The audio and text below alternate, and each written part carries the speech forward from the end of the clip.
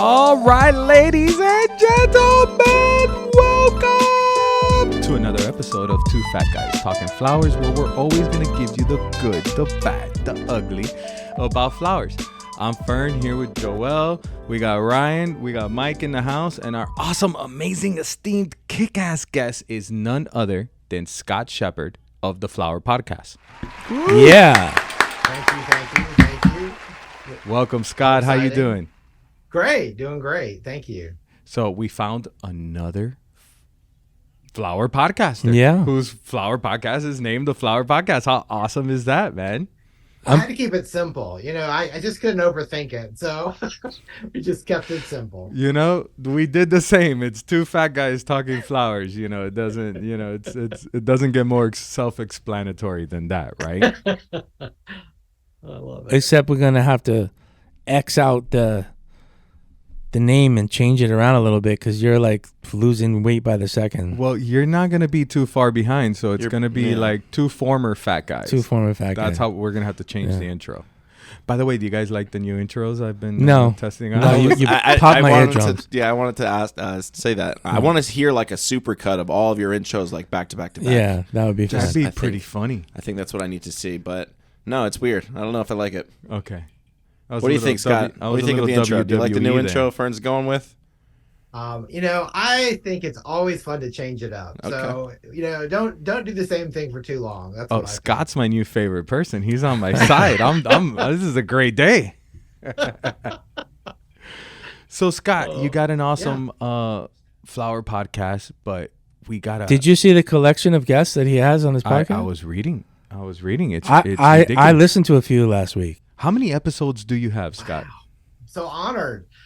We have, with bonus episodes and bonus content, around 250 episodes. Wow. Yeah. Congratulations. We launched in July of 2018. Mm-hmm. And when we first started the idea of doing this, there was only two other podcasts, maybe. And then while we were putting everything together to finally launch our podcast, I think maybe another 3 popped up in that year that we kind of were, working towards. How many are you aware of? I lost count. There's only 2 that are really important, I think. There you go. Yeah, I agree. 2 or 3, I got you. We'll go 3 because I like the flower. Right. We gotta like them. So we'll go 3. Those are the 3 that matter. Yeah, there you go. No, but they're nice. There are a lot more. They are really interesting. Of course, I listen. We came to you because Mimi recommended that we listen to your podcast and nominated you to be a guest on our podcast, right? Because we always ask our guests, who would you think would be a good guest for us? And she mentioned you. And last week I was homesick, and the first one I listened to, because when I looked down the list of all the amazing ones that you have guest-wise, of course I had to listen to my girl Corrine Heck's interview, which was really good. And then the second one I listened to, I was trying to remember his name. I listened to his the day before yesterday. I can't remember his name, but he was a event florist from New York City. Louis Miller? Man. He worked for, Philip Balloon, and he worked for Rennie, and he worked for David Beam? David Beam, yes. I listened to that one. That's one of our new episodes. Yeah. That one I found really interesting because when he started belting out the names of the people he used to work with in New York, I was like, oh, shit, I remember that one. Because my family had a wholesale house in the flower market in New York City. So I remember those names and thinking of where the wedding and event business is now flower-wise versus where it was back then in the 80s. Not much has changed. They're really big. But these guys that he was mentioning their names did like the biggest events, huge events in the nicest hotels, in the nicest venues. And when they walked into the flower market, man, people stood at attention waiting for those folks to come and buy their flowers. I do remember them very, very well. Robert Isabel. I remember that guy. Yeah, I remember those people. Very interesting. I found his story really interesting as well. Yeah. Yeah. And it's the funny thing is we only really scratched the surface because there's so much to his story. But it is great. It's, this is the one thing I love about podcasting is it gives us the opportunity to kind of connect with the past and the current, what's going on, and to hear these stories. And I know I have a bucket list of people that I want to interview because I want the next generations to still be able to hear their stories. Yeah. And I think that's one of the invaluable things about podcasting that I really love. So, well, you're doing a great job. I'm a new fan. Yeah, you got some new fans here. Good job. But we got to pause. We got to go all the way back to the beginning, Scott. We got to get in. How did you get into flowers, and how did your history through flowers transition into you podcasting? Where did you come from, man? How did you start? Sure. Well, I grew up in Atlanta, and my grandparents were farmers up in Ohio, and I always like to say I was kind of born with dirt under my nails. And I from a very young age, always enjoyed flowers and gardening and things like that. And I was kind of that plant nerd that, used to be, I always joke about this, but African violets, I would like show them in competitions. And I'm only in high school at this point. Okay. Nice. I'm really, I'm the biology kind of person doing all this stuff. And just always enjoyed it. And my parents just kind of just let me do whatever in the garden and just play around and mess around and plant things and do stuff. And anyway, long story, not too short, but I ended up at the University of Georgia, where I had the opportunity to graduate with a degree in horticulture. Nice. And I was very fortunate that my professor and my advisor, my teacher, he was even my boss at one point, was Dr. Alan Armitage, who at the University of Georgia was known for like perennials and trial gardens and cut flower research and things like that. And someone called him up out of the blue. And this was, so you have to know, I'm a little ADHD.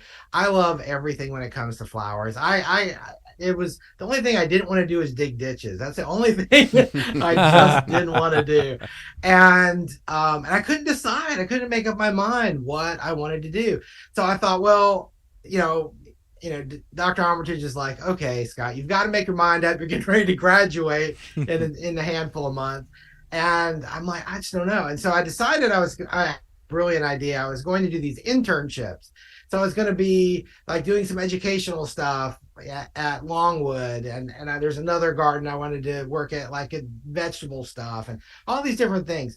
Well, about 6 weeks before I was ready to graduate, there was a phone call that he got from somebody looking for a hort student that they wanted them to just work at a wholesale brokering kind of company. And florists and that whole floral industry, that was just not on my radar. Well, I went for an interview and I just fell in love with it. And so ever since 91, pretty much, I have been in the floral industry I took about a year off for managing a garden center. But other than that, I've been in the floral industry the entire time, and wholesale. And every now and then, there's been some chunks of time where I've grown some flowers and things like that. But that's just been sort of my journey. Well, I had a huge commute, and I commuted at least 3 hours a day. And I had listened to books, and someone told me, hey, have you ever heard any podcasts? And I was like, what's a podcast? I didn't even know. And started listening to podcasts for a couple of years and started looking for content that revolved around flowers or our industry. And I had found a couple, and every now and then I'd hear an interview that I would know that person that was being interviewed. And I'm like, okay, there's way more to this story and to this person, and there's so much more we can learn from them. And I don't know. I went to my family and I said, what do you think about it? like most older people, my kids already had all the gear because they were big gamers, and they had all the mics and the recording equipment. They had everything. And so pretty much all I had to do was push the button and line up some interviews. And now we're like, I think we're at 1.2 million downloads over the 4.5 years. Wow, man. We do really, really well. And we're really excited about that. And it's just, more stories to share. And it's so funny because there's never enough time to do everything. And I always want to do more. So that's it in a nutshell. That's amazing. I heard you referring to a we. You're using a we. Is there more than you on the team? Is there a squad behind the scenes? Well, when we started it with the mindset of having it be a family business. So my wife handles all of the website stuff and a lot of my emails. My youngest son, whose name is Ryan. There you go. He does all of our editing for YouTube and the podcast episodes. Another success off of a video Ryan or something. That's right. Some digital Ryan. That's fantastic. Yeah. So that's the we. And anyway, and all together we make it happen. So very cool. So when you were in wholesale, you skipped by that, but that's an important upbringing. Where were you working wholesale at? Sure. So I in Atlanta, cut flower wholesale. I think I know. Yeah, I was gonna say I met you once. I think we did meet once. I met you there. I came to visit there once. Yeah, I think so. Yeah, that was a long time ago, but yes, sir. When was that? That was with Casey. I took Casey to Atlanta because something happened with his ref test, and the only other test they were giving was in Atlanta. And I said, you know what? I'll just take you to Atlanta for the day. And we went to Atlanta. He did his test, and I went around and I visited flower people. And then we went to the beautiful Atlanta aquarium. It was beautiful. Oh, yeah. Or maybe it was Connor. I took one of them. I took one of my kids up there for hockey purposes. Depends on what year it was. It might have been that might have been Connor. That might have been Connor, and that was. I think it was Casey. I don't know why. Maybe it was Connor. Yeah, probably Connor. Yeah. It's all the same to the listeners. Yeah. Casey, Connor, they all look alike. They all confused all of you guys. And I think I remember visiting you. Yeah, I remember. Yeah, I believe so. I think you're right. And what's interesting is I was there for like 26 and a half years. I was there for a really long time. And I, did, buying. I worked with customers. I did a lot of managerial things. And then right before the pandemic, I left to do podcasting full time. And that didn't quite work out the way I wanted it to, but because of the pandemic. And then I had a friend of a friend call me and offer me a buying position up at Import Flowers in Nashville. And so that's where I am now. We've relocated to Nashville. And so my day job is a flower buyer. So you see, you're still tricky in there. You're still in there with flowers. You can't let go. Once you get in, you can't get out. I say it's like the mafia. Once you're in, you can't get out. That's true. For sure, true. It's 100% true, guys. God, I love it. Okay, so you're working up there with Import Flowers in Nashville. Good people, good time. How do you like Nashville now? It is definitely growing on me. It's really, it's very different than Atlanta, but it is a very up and coming city. I mean, there's a lot of buzz about Nashville. Yeah, man. You're a live music fan? You into all that kind of stuff? Honestly, I'm so busy. I rarely get to do those kinds of fun things, and so I feel like I haven't got to explore all the fun things of Nashville yet. But I will say that there are some really great flower people here, and they're I don't know. I feel like I'm at the right place at the right time, so I love it. It's a growing city, man. Everyone's going to Nashville. It's a vacation destination spot, right? You go there, you dress like a cowboy, and you go to all the bars. It's a good old time. That's right. Bring your own hat and everything. I don't think I've ever been to Nashville. No? No. Great city. Great city. I don't think I've ever been there.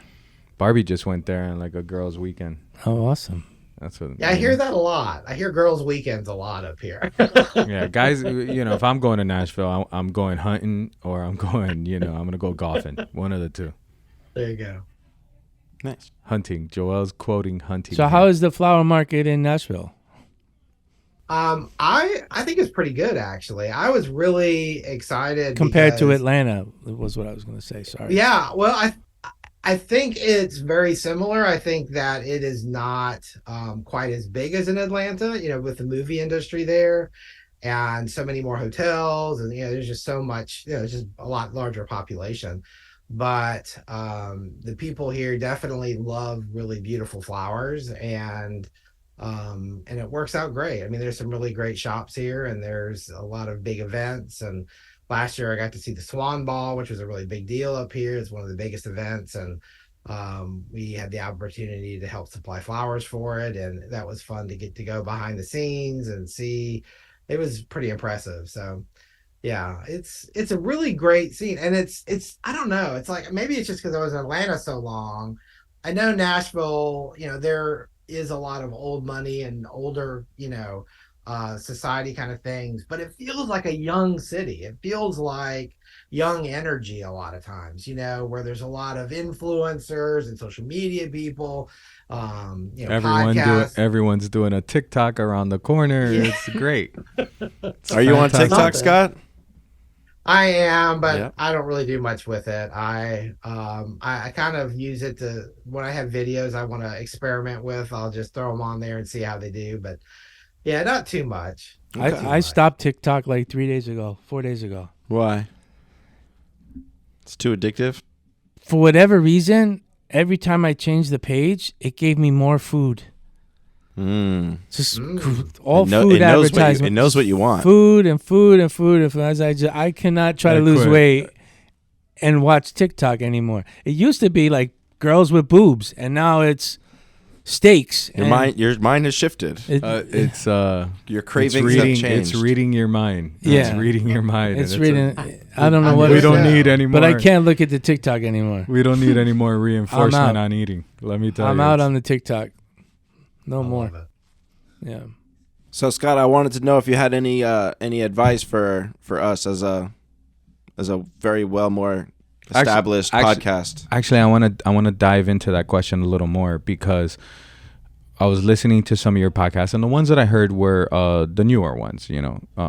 Some of the newest ones with Holly Chappell and a couple others. There was a young lady who was very interesting. She was living between California and New York, living between Yes. both coasts. I mean, I thought that was just crazy, because that's two total polar opposites. But how quickly did you find your identity, and or did you just evolve into a situation similar to ours, where we're listening to someone's history, someone's story on how they got started? So you're talking about as far as a podcast goes in general? Yeah. Or yeah. Well, Well, we it's kind of interesting started as just we were going to have a conversation amongst ourselves, and then suddenly we were Sure. talking to other people, and it got way more interesting. Yeah, because we can just sit here and talk Yeah. all day. It's okay. We don't Yeah. need much to have a conversation. Well, it's interesting because I don't know if it was the right thing to do, but it was a choice I made early on to put us in. And what category are you guys in as far as podcasts? Shit, that's a good question. Podcast? No. Are we in nature or lifestyle? One or the other. It's interesting because like if you go and you look at all the different podcasts, Right. out There wasn't that are- really like the right box to check, right? There isn't, and because of that, everyone's in a different one. Like one's in journalism, or one's in like arts, and one's in I don't know. I picked entrepreneurship because I felt like I So wanted much to business be- advice. Yeah. Well, I kind of felt like That's genius. Flowers are so visual, and I kind of felt like when I started the podcast, because I'm animated. I really love flowers. I really like showing flowers and educating about flowers. And I kind of felt like I had my hands tied behind my back because this is an audio format and there's no visual element to it. And we did end up on YouTube where we're doing more things visually, but nevertheless, it was kind of like when we started, it was hard. So that's why I chose entrepreneurship, because I'm like, we're going to have to really just be that avenue for education with business. There's being in the industry so long, I've dealt with so many business owners that were very creative and got into it because they love flowers and they love weddings, but they don't have the business side of it. And so I thought, well, this might be, an avenue for us. And on top of the fact that going back to what I said earlier, when I was in college, I love it all. So a lot of times if I was listening to a podcast that was just for farmers, I still loved it, but a lot of times it felt the stories obviously are very similar, and the advice a lot of times was very similar. And in order to change it up, I decided that we wanted to have a wide variety of guests from all segments of the industry, and just kind of learn from each other, because I know farmers that will reach out to me and say they're so glad that we have these shops on, because it's like they're finally getting some insights into what they look for, what they use it for, what kind of colors they're, and then it's been fascinating to hear flower shops that actually love listening to the farmers.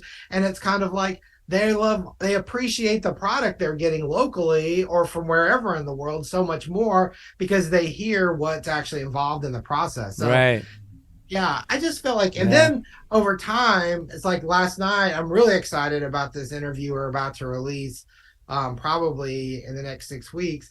And we just decided to start specializing on a few things. And so, like last night, we're talking to a Pinterest expert, because so much of our industry, the brides are coming to the florists. They're all going, yeah. It's a way to market the business. The flower farmers are trying to reach their local communities.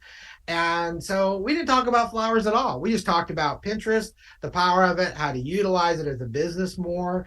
And so there's times where we niche down on that kind of a thing.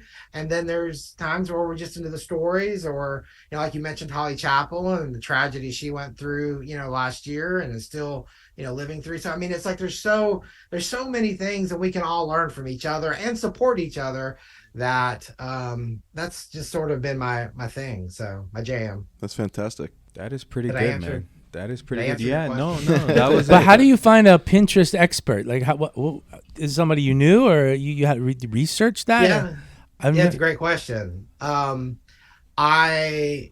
we're in the podcast platform, the first place I go to look is where podcasts.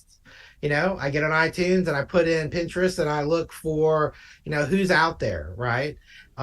We tried to connect with a person and that we couldn't get our schedules to sync. So I'm like, okay, well, I'm a firm believer, and you guys might not be there yet, but actually, I think you guys are there. But it's kind of like, things happen when they're meant to happen. I'm a firm believer of it. And if it doesn't work out, there's a reason. I'm not going to stress about it.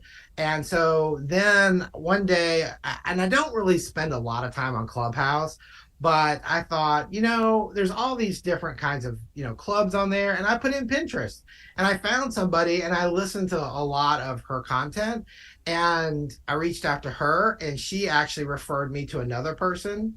And then I found out last night that the person that we ended up interviewing is in the top 25 professionals on Pinterest. Wow. I didn't know that. But yet, and she has been in Pinterest since before it was released, back in the beta version in 2009. And so I couldn't have a better guest. Yeah, that's perfect for that. And that's really smart to focus on things as well, because it also reaches a wider audience, so you can kind of dip your toes in other categories a little bit here and there. Well, you feel like a lot of times, you guys probably run into this. How many people don't even know what a podcast is still? Right. Correct. And so obviously, if you can tap into an audience of people who know what they are, and maybe haven't heard of you yet, then it's just a great fit. So were you listening to podcasts before you started? Were you into them before that? Yeah, I was, because of my commute. I mentioned earlier, I was spending so much time in the car. I was trying to take that time, those 3 hours a day, and convert it into, some kind of useful, self-improvement or entrepreneurial kind of podcast, just kind of learning about marketing and learning about, mindset things and how to, improve what I do. And back in those days, I was still at the wholesale house down there. So, I mean, it was kind of like that, but yeah. And now I still listen to them. Yeah. And you didn't start listening to podcasts till we started podcasting? Right. I used to listen to Joe Rogan, Okay. but I rarely have 3 hours in a row, so it's difficult to listen to that, you know. I would listen to it in pieces, and then sometimes, you know, you forget about an episode, so you start another one. But hardcore podcast listening, no, not at all. I like to listen to like. Well, you listen to Howard Stern and stuff like that. That's not so much like anymore. The pioneers almost. Not so much anymore, but I like to listen to Simon Sinek, I believe his name is. The speaker? Speaker, yeah, I like to listen to him. He's got all kinds of cool stuff to say. I'm listening to different flower related things. I think it's a nice way to pass the time without watching television.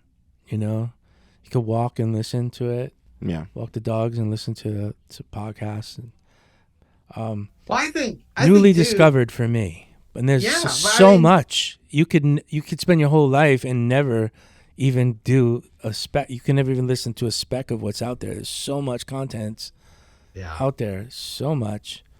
Yeah, it's crazy. I know that I find it like if I was processing flowers, if I was just doing, you know, some, you know, order entry, if I was doing, you know, whatever it was I was doing, if I didn't have to be like detail oriented at that point, it was just more of a task. You know, I like having it on in the background. I mean, it's fascinating. You know, I don't know if you ever heard the podcast How I Built This. That was one of the first ones I listened to.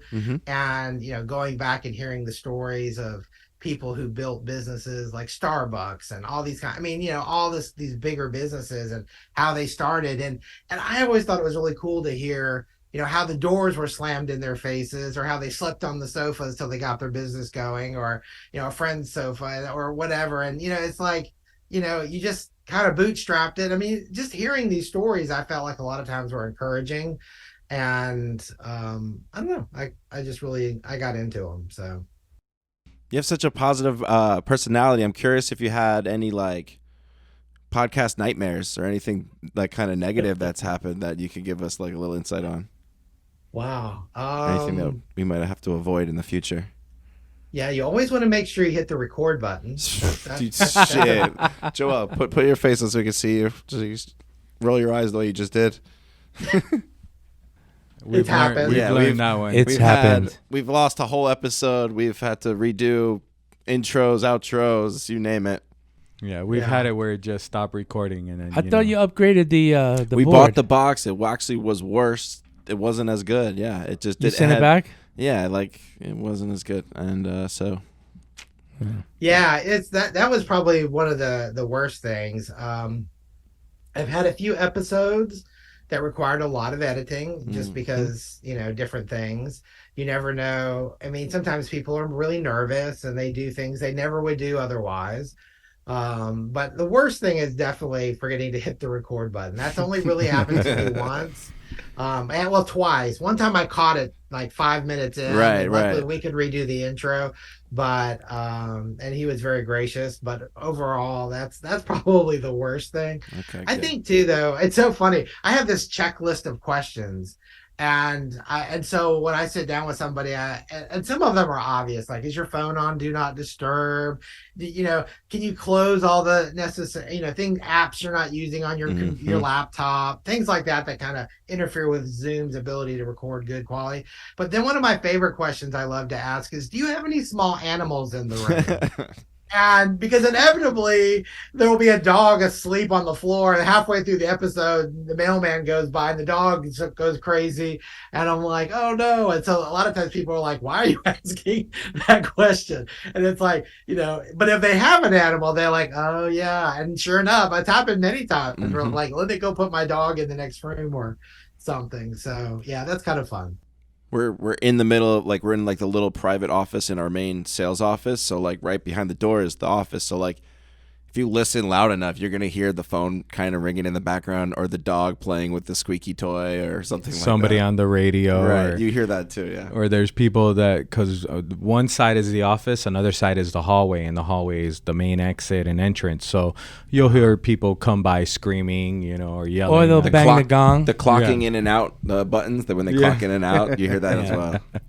Yeah, That's so You gotta funny. love it. It's ambiance. That's right. Exactly. That's right. our Exactly. studio is really what we call the cone of silence, which is the small little meeting room that we have. And Joel every Friday transforms it into our podcast room. I love it. But yeah. Tone of silence. I love Yeah, that. it's not really think, silent. Don't you think talking to especially all these like who's who of the flower industry that you speak to, don't you think it's interesting that they're just willing to tell their stories and just share their experiences so freely? And I think I like being on the podcast in some ways. I believe like I guess the scotch doesn't hurt either, but I think the people being on the podcast, they just get loose and they start to talk and they start to talk about things that they wouldn't talk to you if you weren't on the podcast. You know what I mean? It gets intimate. Yeah. It Yeah, gets I think intimate, so. more intimate than what you get. I at the think so, bar in and front of you're other people. really good at that. That's what I noticed. That you're really good at continuing the conversation and keep it coming. I've only listened to 3, but the ones that I listened to, that's how it was each and every time. Well, it helps. Many of the people, not all, by far, not all, but many of the people, I'm fortunate to have our lives cross at some time or another. And, when they were in Atlanta, like Ariella Shazar, when she was in Atlanta for something, I'm the one who worked with her. And so I was able to, get her flower wish list for everything she needed for her show. And it's just having those connections, and it's so funny. Just the other day,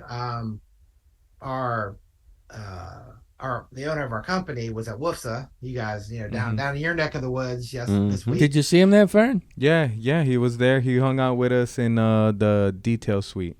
Oh, cool. Yeah, I heard that. Yeah, actually. Can't tell those stories. What happens in the suite? What happens in the suite stays in the suite. Yeah. Okay. That sounds worse, actually, than if you just said what happened. Honestly, that sounds worse. It's not that serious, Oh, guys. my It's gosh. flower people. We drink. It happens.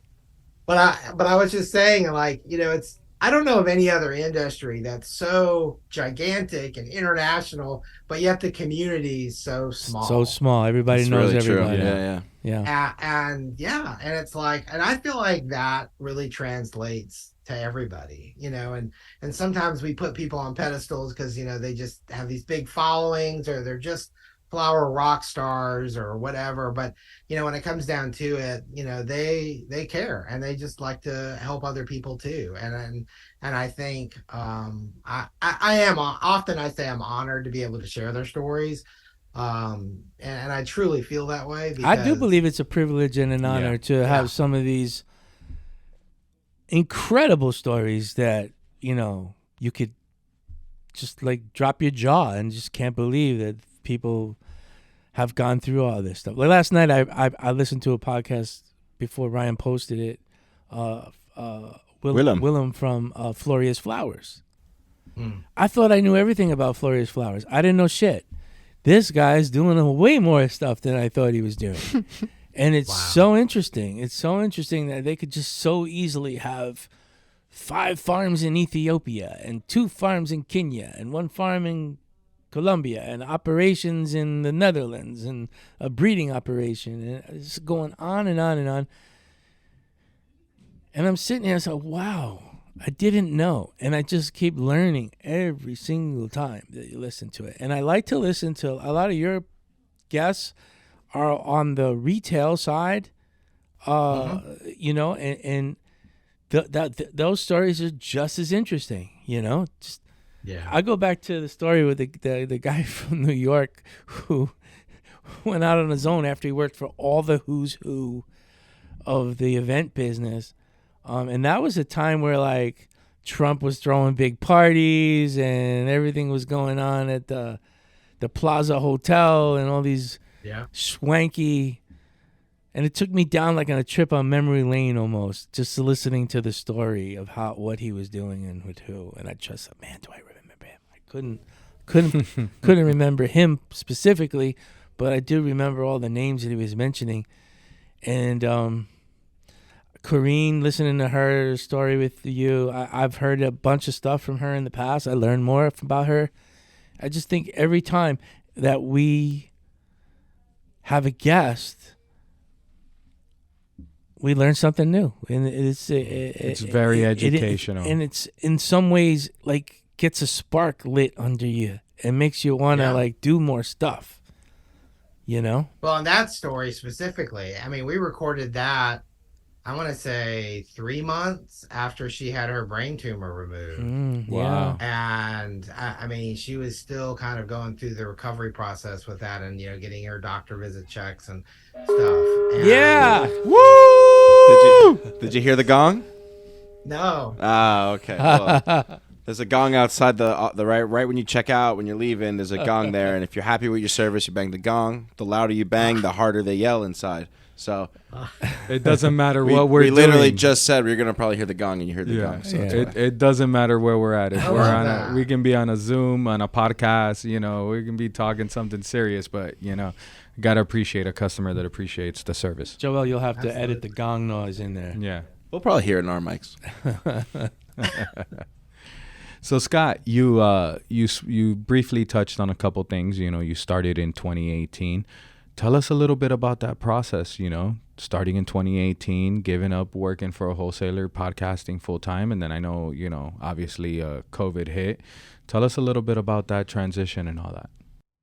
Yeah, that was interesting. When we started the podcast, I was still working and just had made, it was interesting. So I'm curious if you guys, do you follow like the flower farmers like Erin Benzakine and Florette and all that? Florette, yeah. I follow Florette and a bunch of other little ones as well.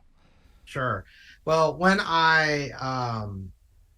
we had tried to get her on the podcast, and anyway, we had, it was a very difficult decision for us to actually, I'd invested so many years of my life into a wholesale house, and the story's a little convoluted, but the bottom line is made the decision to jump.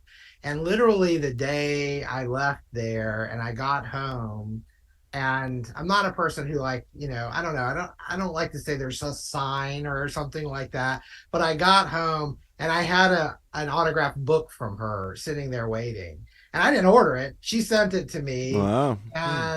And within 3 weeks she was a guest on my podcast, which for, I don't know, 3 years was like the number one episode we had. Wow. And it was just kind of like, wow, yeah, what a great launch into it.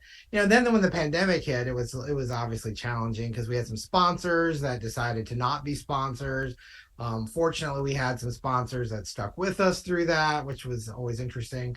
And we just, I don't know. We're talking about intros earlier, and I talked about changing. We're always, and this is the thing, and I drive my family crazy with this. I'm always like, okay, what can we do better? What can we do better? And it's like, why can't it just be good where it's at? And I'm like, well, I don't know. It's like I hear something, I learn about something. I'm like, oh, I want to try this, or oh, I want to try that, and just continue to deliver good content. But I think the process was, we had to go through and learn a lot about the recording, the technical side. I'm going to assume you guys probably use like Adobe or something like that. Yep. In production. Yeah. And so because my son at the time worked for Apple, like we didn't have any of that. So we used and still do use Logic Pro and Final Cut. Okay. To do all of our recording and mixing and editing and all that, which again, I'm like, no, we need to use Adobe. That's what everyone's using. And like that, this is what TV production companies use. This is what movie, like I was going to say, those are still good programs. They're not bad programs to be using either, though. No, I mean from visual, like I said, television, movie. I mean, there are bigger versions of what we use that people use, Mm-hmm. and so it's actually kind of dumbing it down to use it for podcasting, but that's what we've used, and it works well. And I kind of had to get over that, and we every now and then we improve the equipment, we improve. We've moved a few times over the last years and trying to get a room to become my cone of silence. It's always challenging, and it's like, gosh, there's too much echo in here or something, and trying to figure that out. And I think this is actually the first podcast that I've been able to use my real mic as opposed to the input, the audio, the mic in the laptop. Mm-hmm. So I was excited about that, and just always trying to make it better. I mean, it's crazy, but I guess I should be content easier, but I don't know. No, that makes perfect sense. Do you focus on, like, because I know you do video as well, do you focus more so like on the video quality versus the audio quality? Is one more important than the other, or like? Yeah, that's a great question. I'd say I think the audio is what trumps everything. Right. Because when you're doing a podcast, if your audio is not good, if there's a lot of issues with it, I feel like a lot of times people tune out quickly. Mm-hmm. I agree with that. Yeah, we just had that issue with Ferns that last episode. That was it challenges you from listening to it because it's like, oh man, one's loud, one's low. It's like it's a struggle. It's a struggle. Yeah, and with YouTube or with the video side of it, it's not that big of a deal because people, they're just watching two people talk. Right. Now, if I'm doing a tutorial or I'm trying to do like a product education segment or something like that, that's a little different. But overall, my main concern is audio. Do you watch like the new modern YouTube podcast videos that are all video basically? It's basically like mini TV shows. Because you're kind of like you were early on in what's trending now. Like, you've been doing what's popular now since 2018. Like you're basically set up and you're using Final Cut, which is, or if you're still using that, that's, you've got the quality level to that. You're right on trend. So you're still good to go. Like not even an issue. Yeah, I need to explore that a little bit. I honestly haven't, and I should. Do you need multiple cameras for that? Yeah, that's why we haven't started our video side, because for us, we think just recording just a video like this it's good, but like we could do something more exciting. We could have multiple cameras. We could be changing and we're watching. That's how we're seeing podcasts. We're watching video podcasts, half the time. So like, we're pretty aware of what's like the standard now. So like we're trying to at least be close to, if not topping that, because that's our goals, is to always be as high quality as possible without killing ourselves or breaking the bank. But Right.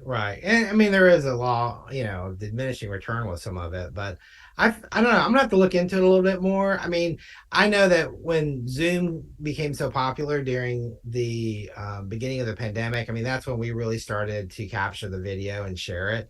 We weren't doing that before that. So I think the first 3 seasons are not really on YouTube, but all the other seasons since then are. But it's also given us the opportunity to do some tutorials and things like that with our sponsors and guests, and do some different stuff that is obviously not on the podcast, which is just extra content. But I don't know, I feel like that's definitely going to happen. I just think as long as podcasting, like radio almost, is something you can do and you don't have to watch it, it gives it a leg up on a lot of things, because you can multitask and you have it in the background, or you're jogging, not that I jog, but you're just keeping it real. None of us are jogging either, don't worry. So anyway, but my point is, whether you're at the gym or wherever, or sitting in traffic, whatever, it's just a great way to turn that sort of lost time into something fun, interesting, and I don't know, just to help you personally. So that's great, man. That's really good. It's really different. It's really hard for me to be on this side of the mic too, because I'm used to asking the question. Feel free to take over. What do you want to know? Let's take over. Do your intro. You could just steal the show at this point. Yeah. We could give you the Interview audio us. if you want to take the audio. I mean, this could be We can pull No, this it's all out, good. but It's fun. It's fun to talk shop. I'm just curious, with W.F.F.S.A being last week, for maybe people Mhm. who listen that don't know what W.F.F.S.A is, maybe it'd be fun to talk about it. I'd love to hear what you guys thought about it. I didn't get to go. I had to hold down the fort up here, so I'm just curious, what you think? Do you see anything exciting and new? And have you been to WFSA before? yeah, well, for years it was in Okay. Atlanta Right, always. Yeah. exactly. And then so of course I've been to it many times then, and then I've been to Miami a few times, but it's been a few years since I've been. But of course, I know there was some times where it was shut down too. So Well, WFSA, I always look at WFSA as like the big social event, especially Well, for we're talking about this FTC, right? We're talking about the event that happens here. yeah, But the Wolf event in says Miami. goes so much further than that. correct. But we're Yeah, just they talking have about the event. they have here. the DevX. They have multiple things going on through the year, but the event that happens, the WFSA conference, it's WDC, right? FTC. FDC, Yeah. Floral Distributor Distributor Conference, Conference. which is mainly focused on Miami, right? It's Miami importers, growers, growers, breeders, and yes, some customers come. Typically, WFSA has normally not the exact same people in customer base, but it's pretty close every year. There's pretty much almost the same people that come down and support it and come check out. For us, it's more of a networking. So, I consider it a networking social event. We get to network with our vendors, some of our farms, some of the breeders that we work with. We get to network with, yes, some of the customers that come down. We get to network with our peers in Miami and the people that, there's people that we do business with here. There's people, that Right. support us, that we buy on a daily, weekly basis from them. To be able to get all those people in the same room and share some ideas and talk about what's going on, how was your Valentine's, how you looking at Mother's Day, how was last year, and compare notes and see what's going on. And there's always some gossip, right? You hear a little gossip down here with flower people. It's called Chisme. There's always cheese, man. It's a great event. It's a great event, and it's something that everyone should and must do. Just to. You want to be in the know. You want to know who's the who. You want to see what's going on and what the future is going to bring and what you should expect for the next upcoming holiday and the rest of the year. So it's what I expected from WFSA. Some people come here with a mindset that they're going to sell, and some do, but for the most part, you're usually just working deals with the same customers. You just get to do it face to face. Right. That's awesome. Well, especially you guys, because you're right there in Miami. So, with your base of operation there, of course you're everywhere. It works perfectly when the shows are in town because they could just come over easily. They can visit. They could see the operation, and then they go right back. Or you could always take them to dinner or something like that. But the show itself was the booths. There were so many booths so that they had to go outside of the main floor into the next room. Well, And then for there years it was still, just you're only allowed one tabletop for many, many years. The size of an 8-foot table. you have to 8x4. well, you still have that. You have to just pay for two. Yeah, if you but wanted now they're more. letting you expand as Right. bigger as you want. So that means there's less room. But there was companies. Yeah, no, that's definitely true. But there was companies that wanted to go, but they were sold out. Like they were still. They had no space. There Yeah. was literally no space anywhere around or in the hallways. In a good way. In a good way. And they did it in March, which is a great time in Miami and Florida. It's our dry season, so no rain is expected. They were able to pack the hallways, so then all the happy hours or the food or whatever they did, we could do outside. So the weather was great. So it was a good time. Everyone had a good time. It's evolved over the years. It used to be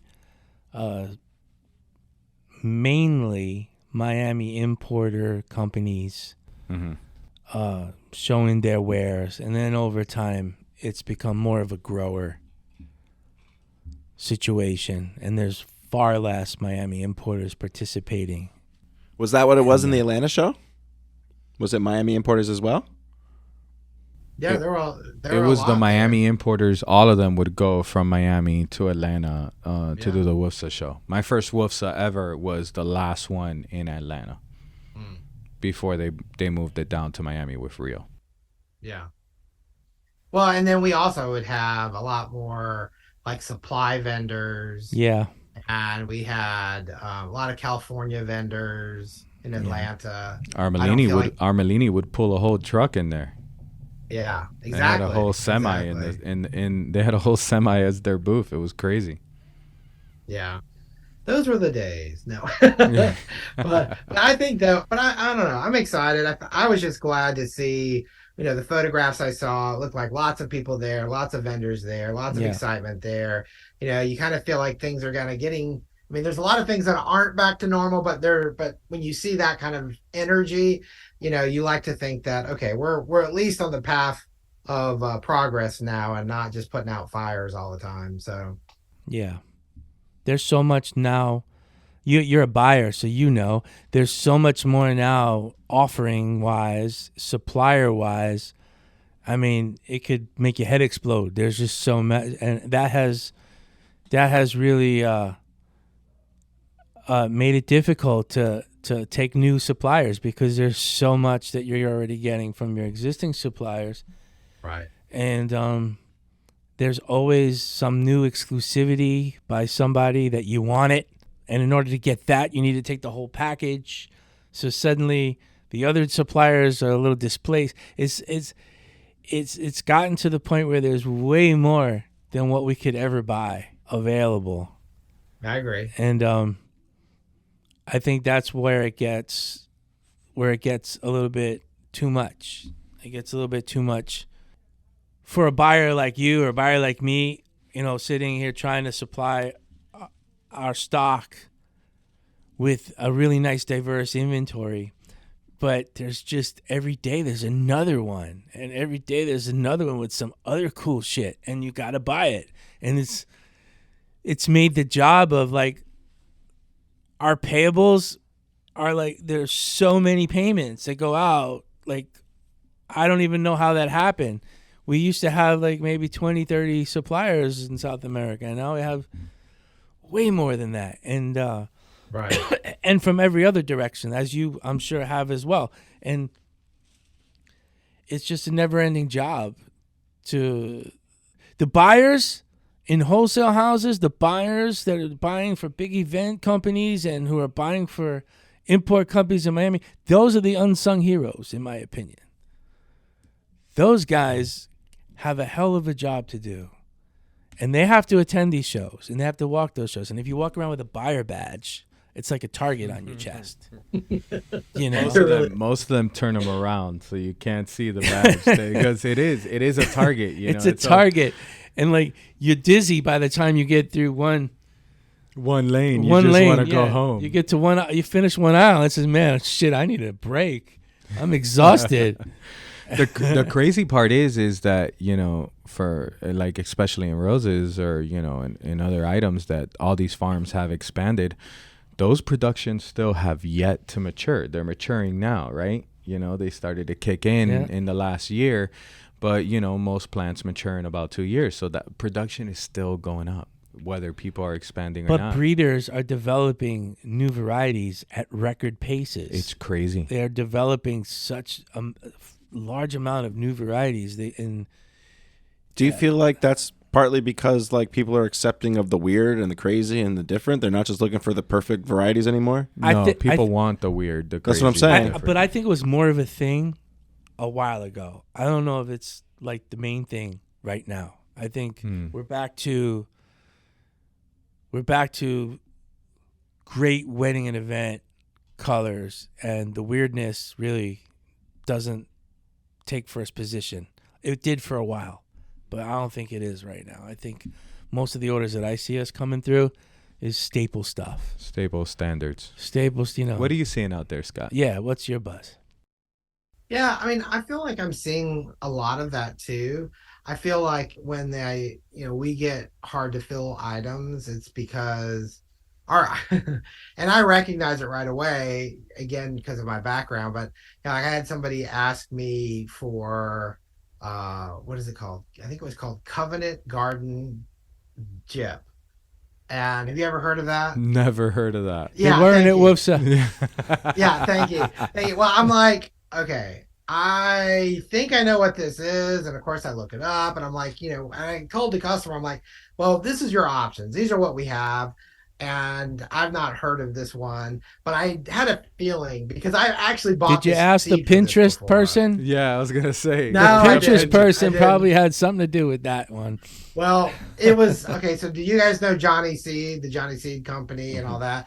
Well, it's one of their varieties they sell. So, I know that it's a variety that like smaller local flower farmers would grow. And I actually bought the seed to it, but that was like 4 or 5 years ago. Never planted it because never got around to it. And so I recognized it. I was like, yeah, no, I don't think so.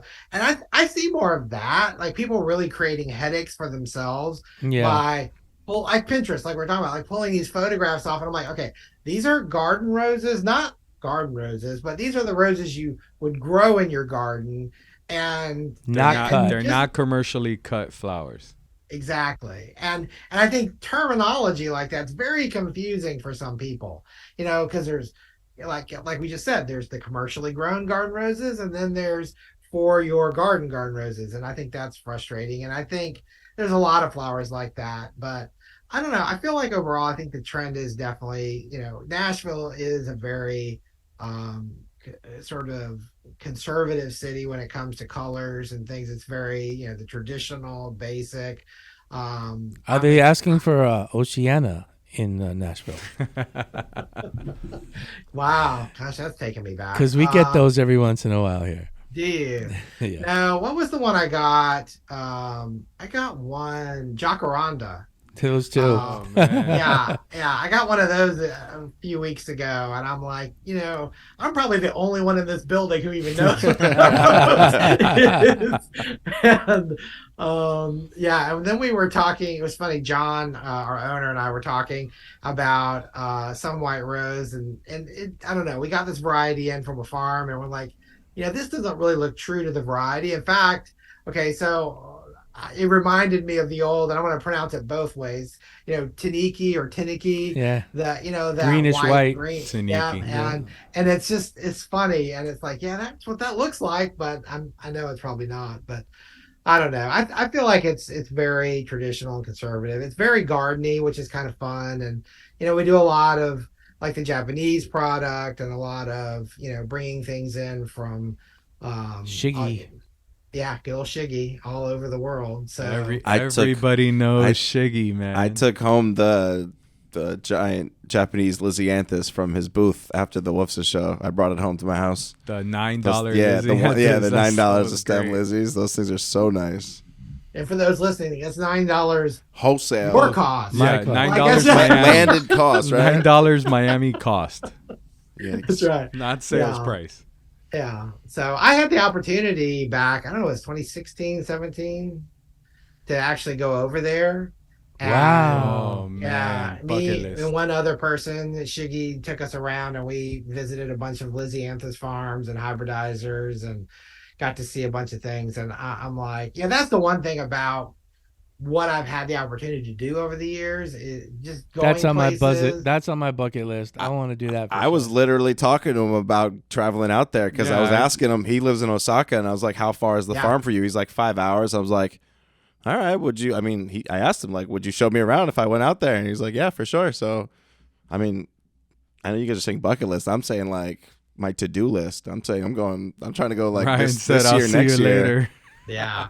Well, we So- went, I think it was October when we went, and so sweet peas weren't really there yet, which I kind of hated to miss that because I guess they were going up farther north.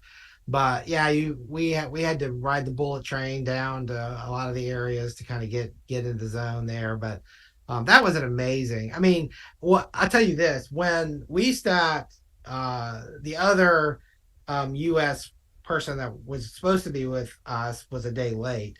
And when so that first day when I was just by myself with them, and we walked into this Lysianthus farm, and the guy was, he was you could tell he was just so humbled that I was there. And I was just like, this is, I'm humbled. I'm excited to be here. And then you find out that I'm the first U.S. citizen that's ever been on his farm. Wow, And- that's and you amazing. just really feel like, it's just the passion they pour into their flowers. There's just nothing like it. It's amazing. You know, the farmers and this is farmers worldwide. You know, it's awesome. Yeah. You know, I've had the privilege Pop of it up, of going to Holland and seeing some amazing farms growing with tons of technology, very little employees. And then, you know, you go to Colombia and South America, or, you know, you go in Canada and you see how many laborers it takes. And, you know, like Canada uses a lot of technology, but they still use a lot of labor, still a lot of manual labor. It's kind of like an in-between with what you see in Holland and what you see in Colombia or in Ecuador.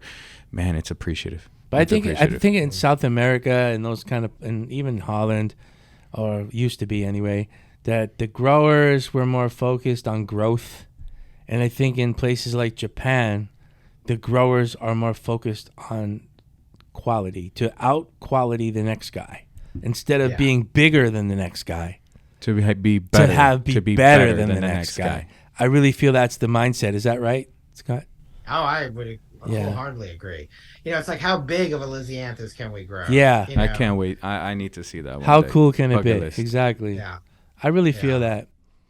That's why I like the like boutique size of, you know, like our farm. We're you know, we could have bought more land and grow more, but I kind of like that sweet spot of being on the boutique side. So instead of being bigger, we're working really hard on being better. Being the best. Well, it's definitely gives you some flexibility that when you have all the overhead and all the expenses of these bigger farms. I mean, I don't know. I feel like sometimes it takes so much. You know, we were talking earlier about the volume of new varieties of roses and things that are coming out, and it's almost like there's so many new ones, and as soon as it's like the rap breeders, music. As keeps soon as the coming. breeders, the breeders there's a new music rapper. keeps coming. What do you mean? Every music keeps No, coming. Why there's a just new hate on rapper. rap music? There's a new rapper every week. There's a new everything. I don't know. every week.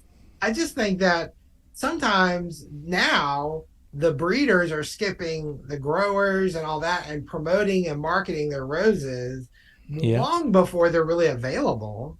And then it's like a piranha feeding frenzy to get them. Yeah. And it's I don't know. Sometimes I think we kind of put the cart before the horse a little bit, but there are, and if it takes how many years to really get the profit out of some of these plants and these plantings, I don't think you ever actually get. I don't think it ever happens.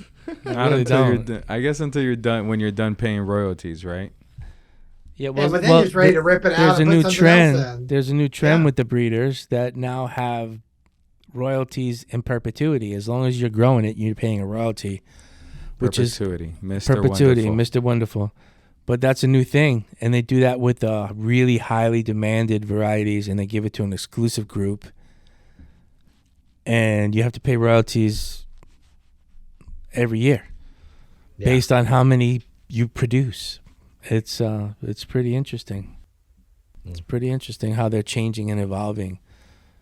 But I think the breeders are also being a little bit. I won't use the word greedy, but they're too quick to give exclusivities to the big groups, and they're kind of like leaving the small guy behind.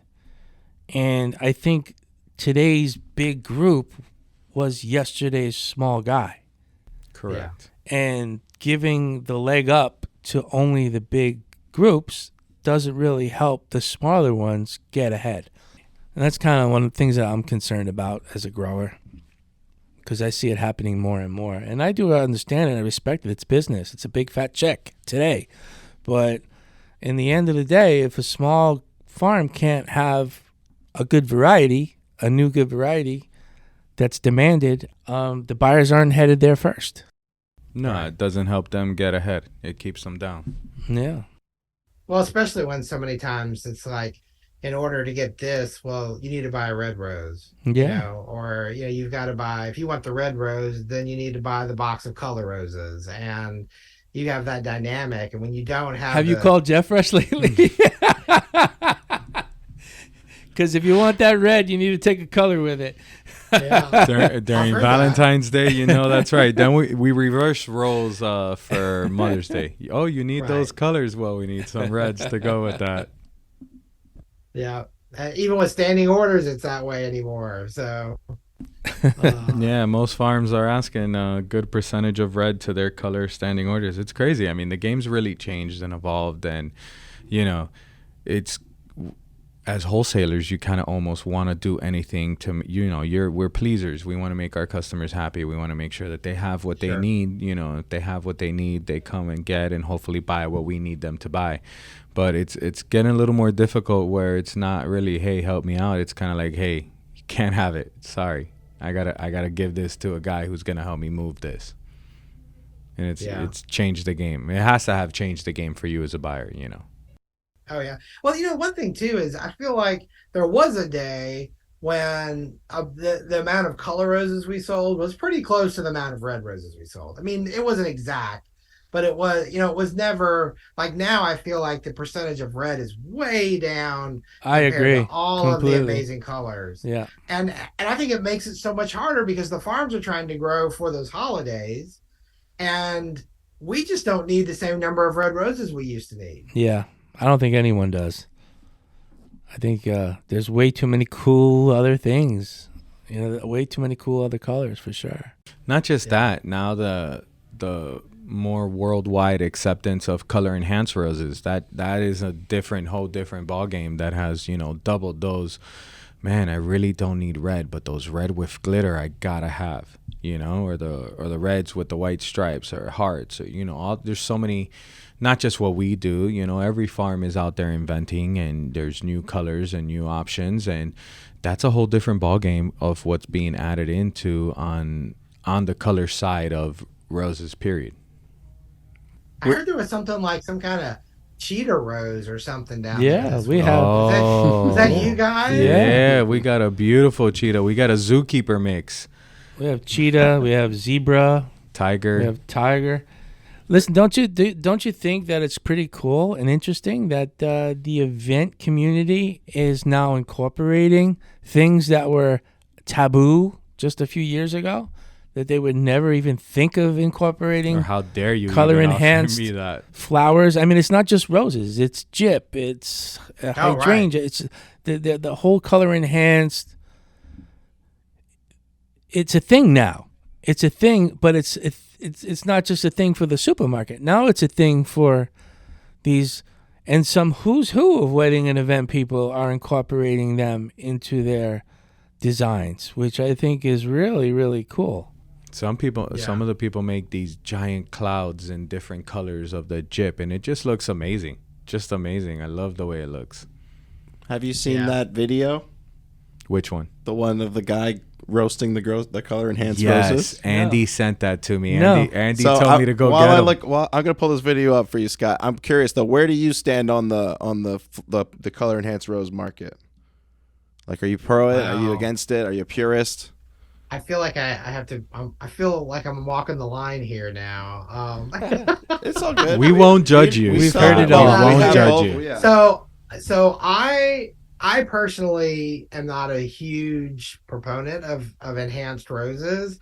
That being said, speaking to what you were talking about earlier, Mike, when the small guys don't have access to toffee, for example, and they've got a million, I don't know what rose, Vendela, whatever, Vendela. We paint Mundale for the most part. Okay, Mondale. So you're going to paint that. So my point is, if you're going to do that, I mean, that's a way to compete, right? I mean, that's a way to kind of level the marketing, and it's an option.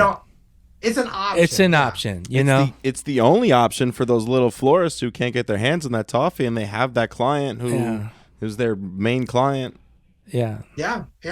So I mean, I can see pros and cons to both sides of it. Environmentally, I don't like. I mean, it is what it is, but I get concerned about that side of it. But at the same time, I know that I do feel like there's a market for it. I know somehow we ended up with a box of blue roses this week. I think that our trucking company swapped a box. We were missing one box, and then we found this box, and they were pretty. I mean, I'm not a big blue rose fan, but man, they were beautiful. I mean, they were really beautiful. Did they sell? Well, 50% are gone, and I'll know tomorrow whether the other 50 sold. So then you'll like this video. Then. It's the most demanded color is the blue ones. On a recent trip to the grocery store, I noticed a number of crimes against flowers. Here are the horrors I endured. Now, I consider this the OG of crimes against flowers, blue dyed roses. Guys, it didn't work in 1999. It's not gonna work today. Wow, this is a rather sophisticated technique. Look at this, like, splatter. It's like, bleh. Oh, and then there's two-tone. It's like, let's just do some of the rose, but, like, not the whole rose. Like, for those days where you're feeling a bit more fancy, we have metallic dyed roses. And if baby's breath couldn't get any more breathless, we have dyed baby's breath. I'm not looking. Oh boy. It's Antonio Valente Flowers is the account that posted the video. If anybody wants to go watch it. It was sent to me. Andy sent me. Yeah. Andy's like, go get him. Yeah, that's what Nicole said too. Yeah. Man. Scott's cracking up. Over For the record, those painted roses were poorly done. Yeah. No, we know that. We know those that. look like those they were were not still hippie from psychedelic roses. They were They're from not 1990 quality in paint. Vandellas. Those were definitely. But that's the Vandellas. world. If Yeah, you- I mean, but if you look at the comments, that's where you see the actual, all the people agreeing with him, is really where, you know. Well, and when you look at the flower farming community, especially like local farmers and stuff like that, they're going to agree with him more so. I think when you start looking at event companies and you start looking at the people who do more larger scale things, you might actually see more of them gravitate the other way. But Antonio's actually been on my podcast. He's a hoot, but yeah, but he's very funny, but he's good at making a point without being super ridiculous. But yeah, it's hard. It's a hard one for me because there's Making a point with humor. Yeah, exactly. But there's times with me where we continually get asked for a teal rose or a teal flower, and we brought in this is back when I was in Atlanta. We brought in a box of these teal colored roses, and I mean they were perfect. I mean it was the perfect color. It was I mean it was like, I don't know, and I think that when you travel the world too, and you've been to South America, and you've been to Europe, you've been to some of these places, it's like you see where the demand for some of this product really does exist. So there's definitely segments and cultures that love the color, love the vibrancy. They're into it, and it's a thing. So it's a thing now. That's what I say. Yeah, Yep. and you guys are probably the best at creating wonderful. I mean, because sometimes I see these people create colors, and I'm like, what were you doing when you came up with that color? Because We got some of those too, but we really try to push ourselves to get creative. I mean, there's stuff that like we have them testing at the farm that like really experimenting on stuff that's not anywhere on the market that hopefully they'll be able to, bring to fruition. So, yeah. Yeah, well, I think it's amazing that you guys have done so well with. What was the first batch? Was it the hippie roses? Was that the first one? Well, the hippies that's the brand. Our Hippie brand is hippie Brand. psychedelic roses. Peace and love in Okay. every box. There you go. There you I go. love that. What That's was so our great. first ones? Obviously, It's gotta be it was blue. Yeah, blue, just the black, basics. rainbows. Yeah. The basics. Black was big for us at the beginning too. I remember Still is. Black people is still demanded. because it was black all the way through, not just black on the outside. So once it opens, It yeah, well, stayed those black. are Still black. absorption dyed black and then airbrushed over it, so Mhm. they're black throughout. that's right. Yeah. Yeah. Wow, that's But the amazing. one. So the let me first tell you one- how good that business is for the small grower. So imagine you're going to buy farm direct, you're going to buy some mundials, you're going to buy some 60 centimeter mundials, you're going to probably pay 35 cents FOB farm, something around there. Imagine that same grower being able to take that same flower that they were going to sell for 35 cents and invest a little bit of labor and color into it and now being able to sell it for 80 or 90 cents. So it might not be more profitable, but it brings tremendous amount of more revenue into the farm, which when you're owning a farm and running a farm, cash flow is your number one priority besides taking care of your people. Yeah. So if you can get, because the market's shit most of the year, right? So if you can get a better price for your product, even though you're investing more into it, and it might not be it might not be much more profitable for you as it was in the raw form, the dollars are greater in the sale, and the money coming back into the farm is really, really important in order to keep up with all the things that you need to keep up with, paying for your chemicals, paying for your people's payroll and their social security and all the benefits and the upkeep of the farm, and paying for losses. So, my farm does it in a small way. We heard an interview where one farm in Ecuador claims to be painting 100,000 stems a week. Wow. On our best week, maybe we can paint 15. Maybe those were the ones in that video. Yeah, maybe. But the point is, For sure. They're not just getting into it because they want to be creative and they want to do artistic things. They're doing it because the revenue is It's beneficial for the farm. Beneficial to them. And when the market sucks most of the year, you bet you're lucky if you could break even, or you could sell your flowers for the cost of production. Right. But for suddenly being able to sell to a supermarket a painted rose for 80 cents instead of a raw form rose 30 cents, now you're like, oh wow, I got 3 times the amount of money for a stem coming back to me, which that's the big deal. So we're not into it for that reason, because it's a real business for us. It's not just a stepchild sideline. It's like a real thing for us. But I could see from the numbers how it helps us compared to what the market is on a white Mundial raw. Sure. So Well, it helps evening out the seasons, cash flow is that is a huge deal. Yeah. Especially when you look at at least 5 months of the year it's in the tank. And the rest is a crapshoot depending on the time of, if it's fall and you have orange, or if or whatever your color mix is on the farm level. So, but that's why I think a lot of farms are into it, because of the dollars are greater when you're selling it versus the raw form. I like this raw form roses you keep saying. It's like a new term. Raw yeah. form. You think it's new? I don't know. Raw roses. Nude By roses. Jen Fresh. Those are nude roses. Yeah. That'll get Nude some attention. Yeah, I like it. Well, I sent I sent a couple of new ones to our friend Stephanie up in Bill Duran in Albany, New York.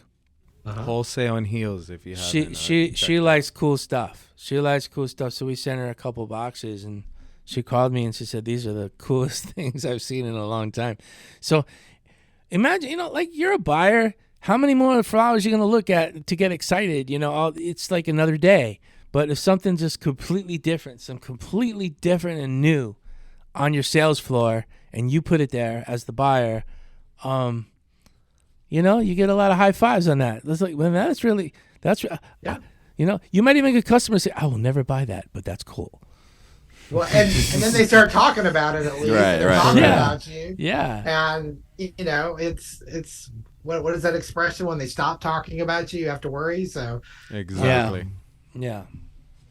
So this has been brought to you by Hippie Psychedelic Roses. Our first official sponsor. Soon to be nude roses.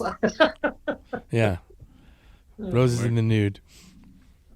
AKA. So funny. What was it? Raw form. Raw form.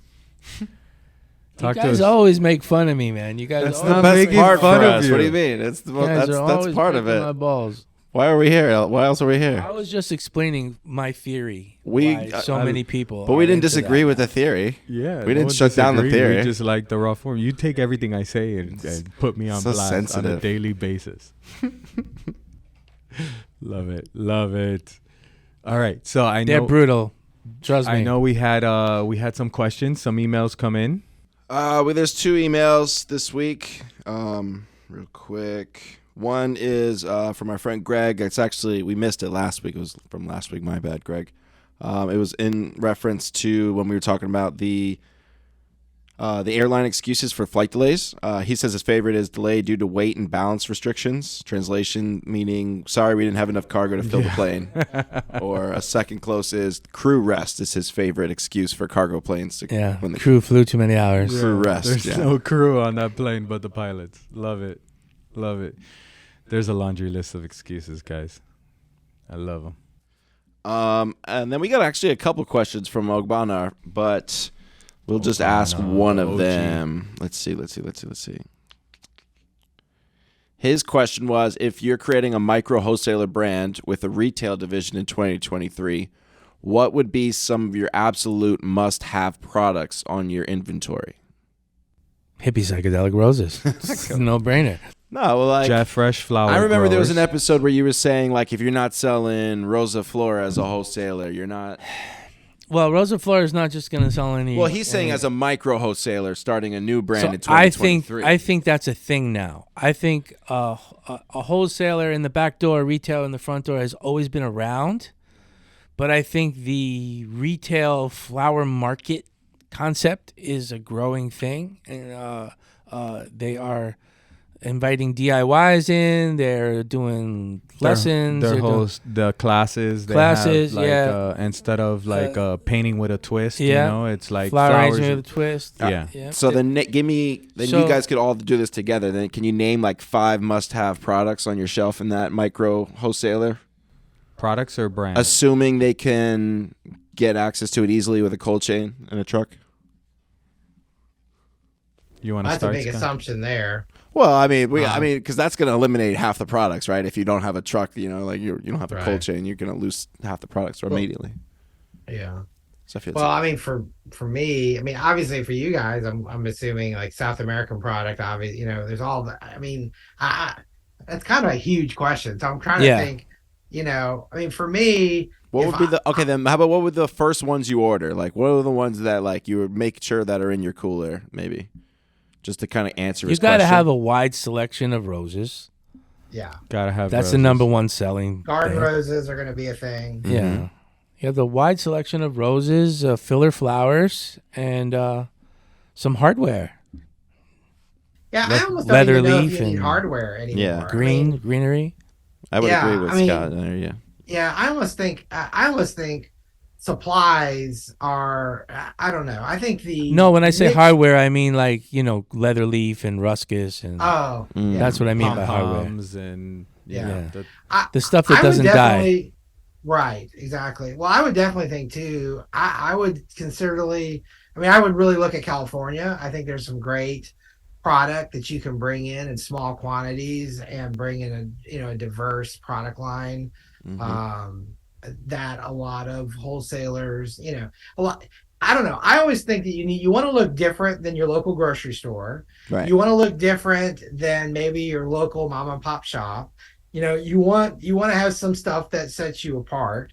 And I'm a firm believer that whether you're wholesale, retail, whatever combination, creating a destination is the key to our industry, because you want people to suffer from FOMO every single day and know that if they're not there when the doors open, they're probably missing something. You want them to. I feel like that's a big deal, and we try to do that all the time. And I feel like bringing product in like that is a big part of it. So I mean, I would look to that as well.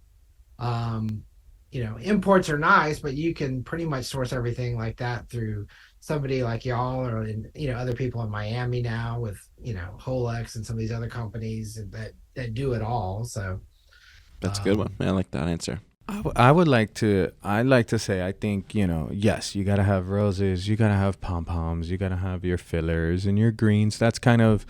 You're not even in business. You're not in the game if you don't have those items. But if I were to give you 5 items that you gotta have, you gotta make sure that you have some earth or nude tone roses. That's very hot. You gotta get yourself some California or some high end Dutch novelty product. Maybe even bring in some of the VIP roses, color enhanced anthuriums. Those are big gambles there, Fern. Yeah, but if you want to be hot and trendy and you want to be the hot girl at the dance, you got to have the wild, wacky, wear a wonderful. sexy dress. Got to wear a sexy dress. Color enhanced roses. You must have hippie roses, hippie psychedelics. There is nothing like opening a box of cheetahs or looking at a Star Trek or a frozen Kalara or some of the unique items that make us stand out. Though that's hot. That you got to have those. And then, you want to have some product that's just going to wow them. If you can afford and if you can gamble and if you think you're the hot girl at the dance. But this is a retailer in the front and a wholesaler in the back. Yeah. Japanese product is really hot right now. Everyone's talking about it. Everyone's showing it off on the Instagram. Those are items you gotta have in house if you want to be the girl, the new front runner. If you want to show off, you can get what other people can't get. Those are the items you need. There you go. Right on. Good answers. All right. Submit all your other questions to fatguys@jeffreshflowers.com. Boom. We're gonna ask Scott some questions, or Did you listen to any of the episodes where we did the questions at the end? I think one time I did, yeah. So, All right, cool. So I'm Well, curious. Do you nervous. play like any games or any podcast kind of games or anything with your guests? I don't. So I'm totally up for the challenge, and maybe that's something we'll have to do. Yeah, I want to do that. We're gonna get together. Maybe we'll get the Flower Kick involved, and we'll do like podcast Olympics or something like that. I don't know. We'll figure- I love it. that'll be great. we'll Do figure you that listen out. to the Flower Click? I have several times. Yeah. Yes. All right, cool. Yeah. They do a good job. All right, cool. So we'll ask you these questions. Just give us your initial response best you can. If you got nothing, just say skip or something. What's Pass. the? What is the best sandwich? Yeah, so Wow. You put them. remember on the we're spot. 2 fat guys, so it's half. I know, half I fat, didn't see half, that one half coming. flowers, so it's a little mix Okay, of both. so best sandwich. Golly. This is don't an know. opinion based. This is all opinion based. I understand. I like a good Reuben. There I'm you going go. to say that. That's the most popular So answer. popular. It's a good yeah. one. Is it really? Yeah. What is your favorite flower Oh, wow. This is like picking your at the favorite moment? child. At the moment, Dyed At blue the roses. moment. At the moment, I would say sweet peas at the. I don't know. I got it's a hellebore great answer. out It's a there. great answer. Hellebore. There you go. What is the scariest animal? The scariest animal. A bear on cocaine. Yeah, seriously. Bear. I haven't seen that movie yet, so we'll have to see. I don't that know. movie? Yes. How about a python? How about a python? There you go. There you go. Have you ever asked anyone for their autograph? Yes. Can you say one? I would probably. Who was it? I'm trying to remember now. I know I have. I'm trying to remember who it was. I can't remember. All right, cool. Sorry, I'm lame. No worry. No, you're good. Don't worry. What is in your opinion, most underrated flower, Wow. or one of the most underrated flowers? Painted blue roses. Or if you have an overrated flower, that's easier to answer, maybe. I should be better at this. This is what happens when you love all flowers. It kind of gets Yeah. stressful. I don't know. I think one of, to me, underrated flower, and this may have mixed emotions, is Alstroemeria. Sure. I feel like I agree. Sarah Sarah Campbell loves Alstroemeria. That's Yeah, her she does. secret weapon, she says. Yeah. Well, I don't know. I've seen some things done with it lately that I'm kind of like, if people could see this, they might realize, it's something. I don't know. I feel like a lot of times flowers like that have been prostituted, and it has sort of a bad rap. That's so true.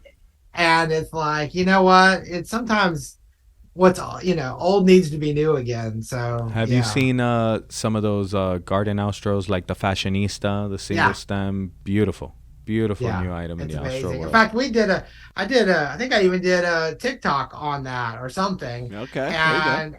And it was like people were like, they thought it was an orchid. They didn't even recognize it as an alstroemeria. So yeah.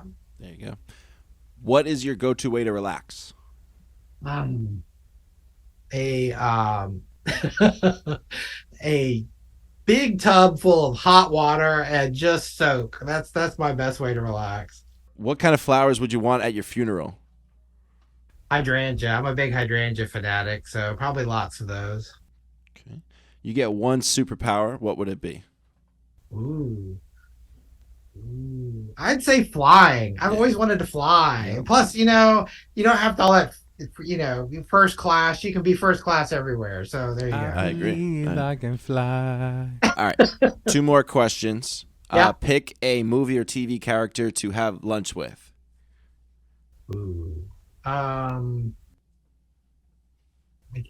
I should have prepared for this better. I'm going to start sending these questions, I think. I think so. What do you think? Yeah. No, because I like the spontaneous. Okay, so do you guys ever watch The Blacklist? yes. James Spader? So I think I would love to have lunch with him, that man. character. I think With that Red. would be... Just reach Lunch in. with Red. All right. Yeah. That's a good one. You didn't see that one coming. No, I did you? didn't. No. We've got some really weird answers, though, for that question. There was 2 separate people, 2 separate times, both answered different characters from The Simpsons. Marge Simpson and Lisa Simpson were Yeah. 2 answers randomly. Oh, how funny. And the last question is, could you recommend someone that you would like to hear on our show, someone that you think would do well on our show? Oh, wow. Someone? Yeah. I think... You got a laundry list of guests you've had. He's Anyone that would- he's already interviewed them all. I That's know. the Who would kind of fit our Who'd you vibe leave well left with? for us, vibe? Yeah. That's our next. That's what we're doing. Our guest list. We're just going to go through his list and Yeah. Stop it. I don't know. I feel like it'd be interesting to have someone like Deborah Prinzing on your podcast. Mhm. Because she comes at it from the American Grown thing, and I'm just kind of curious what kind of conversation that would be with you guys.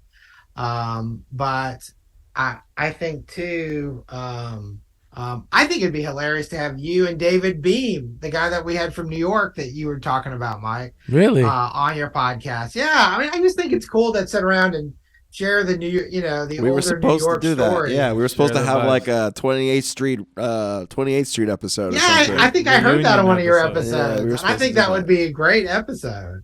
Okay, that's a good one. Gary Page and I don't Mhm. know. Yeah. Mhm. So, Yeah. Nice. All right. Good Good stuff. stuff. Good stuff. Good answers, though. I thought those were good answers. Well, thank you. All right, Scott. So here's the serious question. Oh, but there's more. If there was someone out there that was thinking of starting a podcast or joining any, anything in that kind of industry or go that way, and they were thinking of starting, what would be some advice you would give to them? As a beginner podcaster, Mhm. I think there are a couple podcasts I'd recommend. One is The School of Podcasting with Dave Jackson. Another is it's called Grow Your Show, and it's another great podcast on growing your podcast. Those are both they have really good content. I was gonna say, Joel, write those down. Make sure you study up on those. Yeah. Yeah, both of those are really good, and I feel like our industry kind of does tick a little bit with a different beat, and some of the things you hear and some of the things you see people do aren't necessarily right for our industry because of the kind of community we have of creatives. And so I sometimes you just have to try different things, see what works for you, see what works in connecting with your community, because I know there's times, I mean, it's a little challenging for us because we have distinct groups in our community. It's not just one, like with Flower Click, like it's pretty much retail florists. There are some others, but you know what I'm saying. And then with mine, it's a combination of wedding and event professionals, florists, farmers. It's all of them. So it's a little more challenging to keep all those plates spinning in the air, so to speak. But yeah, it's just sometimes figuring it out, and both those podcasts are really good. I mean, they really do have some great tips and techniques for creating great podcasts and connecting with the community that you're building. So I think that's where I would start. Good stuff, Scott. Thank you so much. No more questions, no more games. No, thank you. I had a great time. Well, thank you Awesome, guys Scott. Thanks for joining inviting me. It's been a whole lot of fun, and hopefully I get to see you guys down there sometime. So I need to get down to Definitely. Miami. Come on down. Door's always welcome. Thank you. It's always open here. All right, guys, this has been another amazing episode of Two Fat Guys Talking Flowers, where we're always going to give you the good, the bad, the ugly about flowers. Joel, Ryan, Fern, myself, Scott Shepard, thank you so much. You didn't even catch that. Fern, myself. Yes, okay. Fern, myself. Don't There's edit two that of me. out. There's do two of not me. do not edit that out. There's That two was of me good. in here. Scott, thank you so much. The Flower Podcast. Oh, wait, before we go. Seriously. Where's your handles? How can people get in touch with you? How can Sure. they reach out and get some Scott in their life? Sure. Well, the Flower Podcast is on pretty much all the podcast apps. Our website is theflowerpodcast.com, and you can follow us on social media at the Flower Podcast. So all things Flower Podcast, that's where I'm at for the most part. I also have another Instagram account called Cut Flower Scott, which is just sort of my buyer kind of showing off stuff and doing different things on there. But yeah, that's pretty much it. It's where it all happens. Yeah, man. Sharing the knowledge, man. Thank you so much, Scott. We appreciate it. I hope you guys, everyone out there listening, enjoyed, and I hope you have a great day. All right, guys. Thank Take you, care. Scott. Thanks, Scott. Take care.